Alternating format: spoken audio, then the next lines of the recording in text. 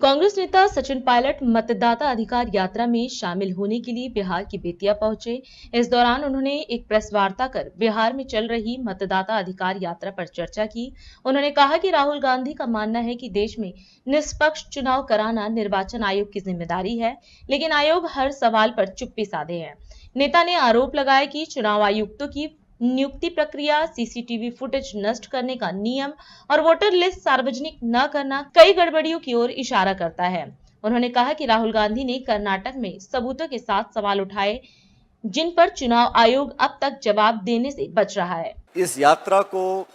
राहुल गांधी जी ने, तेजस्वी जी ने जो निकाला है, किन कारणों से निकाली आप सब जानते हैं। तो मुझे खुशी है कि आज समूचे देश में, बिहार सहित अनेक पूरे देश के कोने कोने में ये सवाल उठ रहे हैं, गूंज रहे हैं कि इस देश में जो संवैधानिक संस्था निष्पक्ष, स्वच्छ और पारदर्शी चुनाव कराने के लिए जिम्मेदार है, जिस लोकतंत्र की पूरी आस्था उस संस्था से बंधी हुई है, जब वो संस्था संदेह के घेरे में आती है और ऐसे कुछ सवाल जिनको राहुल जी ने पूछा, प्रमाण देकर पूछा, देश दुनिया के सामने बताया, कर्नाटक का हवाला देते हुए, जब कोई जवाब सामने से नहीं आया, जब कोई ट्रांसपेरेंसी, अकाउंटेबिलिटी की परवाह किए बिना पलटवार जब निर्वाचन आयोग करता है, तब लाखों वोटों की चोरी पकड़ी जाती है, वोटर लिस्ट में गड़बड़ी पकड़ी जाती है, तब जनता के अंदर जमहूरियत में विश्वास बनाए रखने के लिए, सवाल पूछने के लिए और जवाब मांगने के लिए इस यात्रा को निकाला गया है। और इस भीषण गर्मी में जो अपार जनसमूह इस यात्रा के समर्थन में स्वतः हजारों लाखों लोग, खासकर नौजवान, सड़कों पे आके इस यात्रा का समर्थन कर रहे हैं, वो इस बात का जीता जागता उदाहरण है कि इस देश की जनता वोट चोरी को बर्दाश्त नहीं करेगी।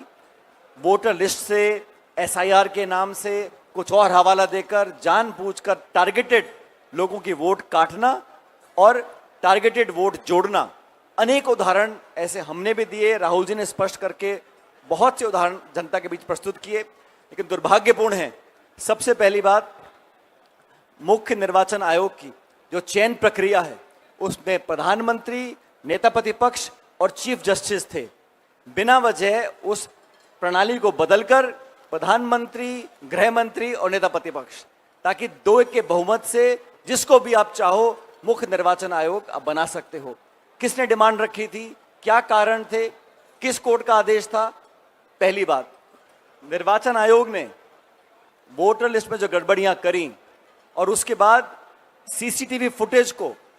नष्ट करने का जो निर्णय लिया, वो किसकी दलील थी, किस मतदाता ने मांग रखी थी? आप वोटर लिस्ट पार्टीज को नहीं देंगे, और जब सुप्रीम कोर्ट ने आदेशित किया निर्वाचन आयोग कि कांग्रेस पार्टी को वोटर लिस्ट दीजिएगा, उसी दिन